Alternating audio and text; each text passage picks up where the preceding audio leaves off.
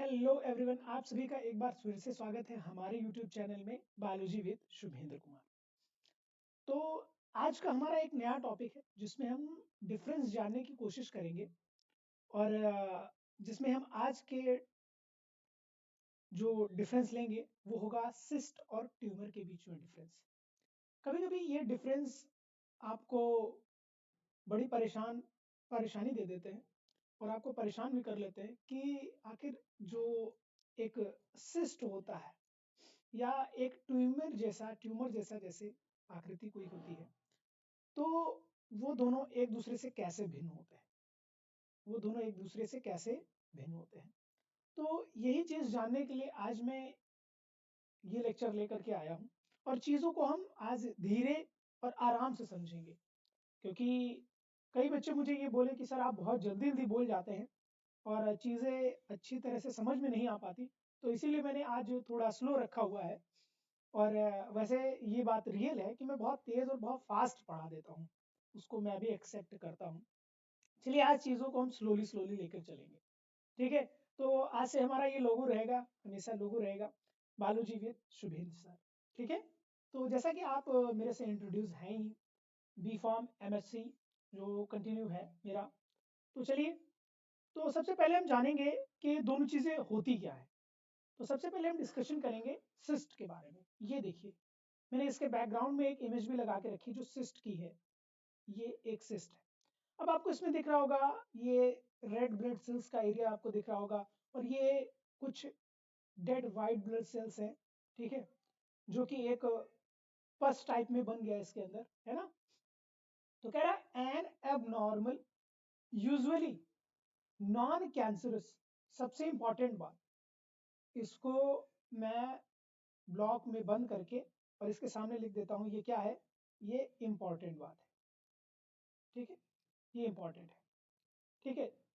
पूछ सकता है, कभी कभी आपका डिफरेंस भी आ सकता है कि ये कैसे होंगे, सिस्ट कैसे होता है ना। तो वो कैसे होते हैं, नॉन कैंसरस होते हैं। ग्रोथ फिल्ड विद लिक्विड और अ सेमी सॉलिड। लिक्विड भी हो सकता है और सेमी सॉलिड, कभी कभी इनसे सिस्ट से पानी भी निकलता है, तो हो सकता है सेमी सॉलिड हो सकता है, कभी कभी जिसे आप मवाद कहते हैं, जिसे पस कहा जाता है, वो भी निकल सकता है, सब्सटेंस।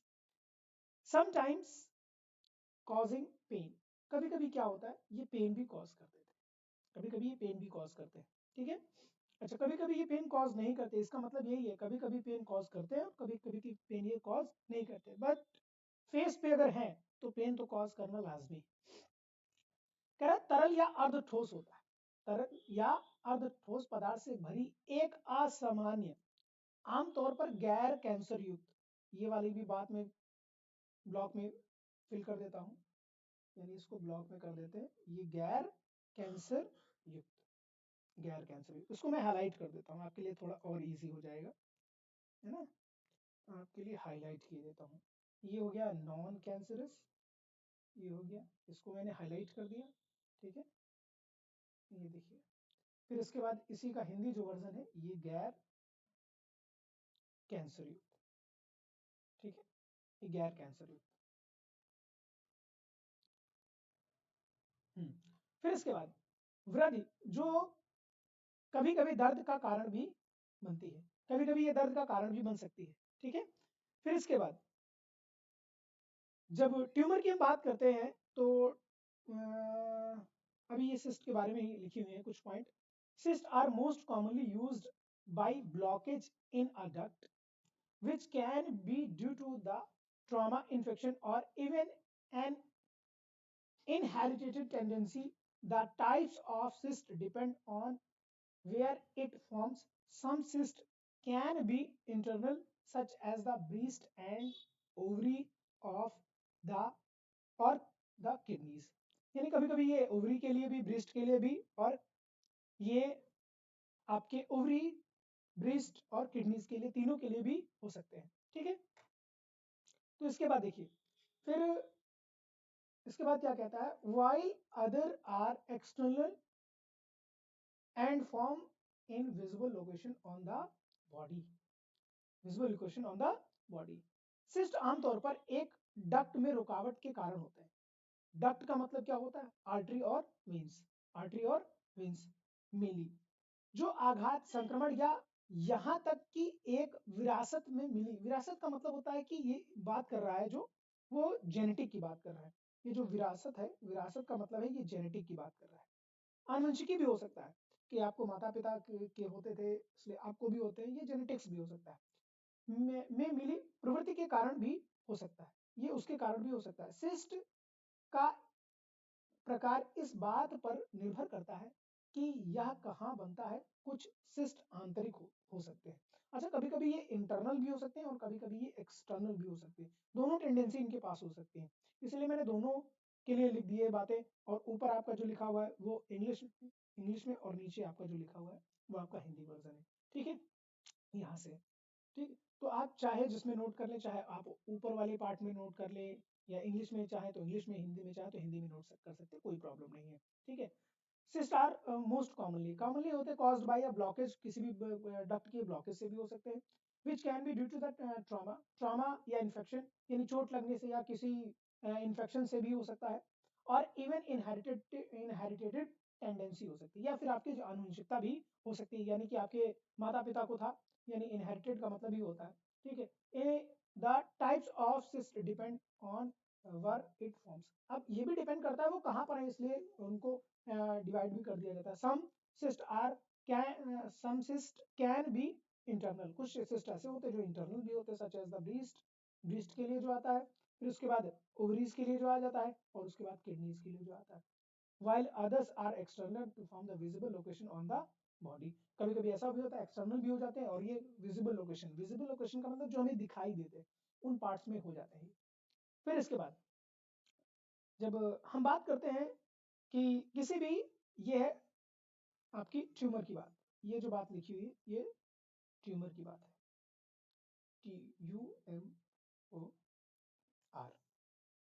ये बातें जो लिखी हुई ट्यूमर के लिए। a mass of cells that are not growing, वो ग्रो नहीं कर रही है नॉर्मली इन द बॉडी, और वो नॉर्मली ग्रो नहीं कर रहे। ग्रो नहीं करने का मतलब है जो नॉर्मल प्रोसीजर है, उस नॉर्मल प्रोसीजर से वो ग्रो नहीं कर रहे, उससे कहीं ज्यादा तेजी से वो रिजल्ट दे रहे हैं, कहीं ज्यादा तेजी से वो ग्रो कर रहे हैं। बहुत फास्ट डिवीजन होता है रिजल्ट ऑफ डिजीज।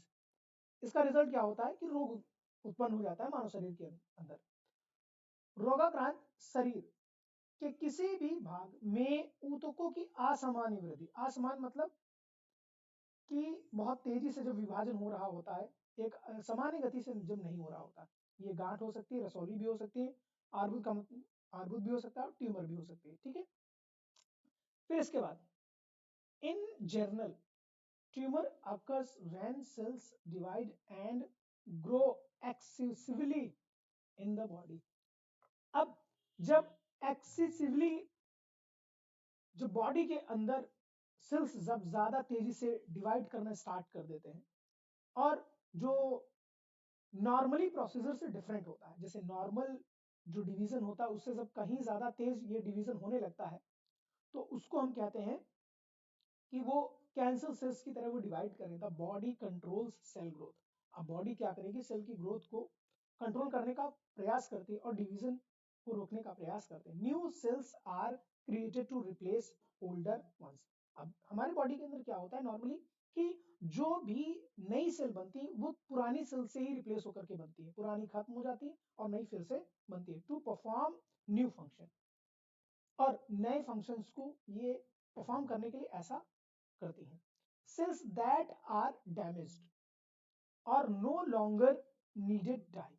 कुछ ऐसी भी सेल्स होती हैं जो लंबे समय तक नहीं, make room for healthy replacements, और वो क्या करती हैं, हेल्दी रिप्लेसमेंट को रिप्लेस कर देती हैं। ठीक है, सामान्य तौर पर ट्यूमर तब होता है जब शरीर में कोशिकाएं विभाजित हो जाती हैं।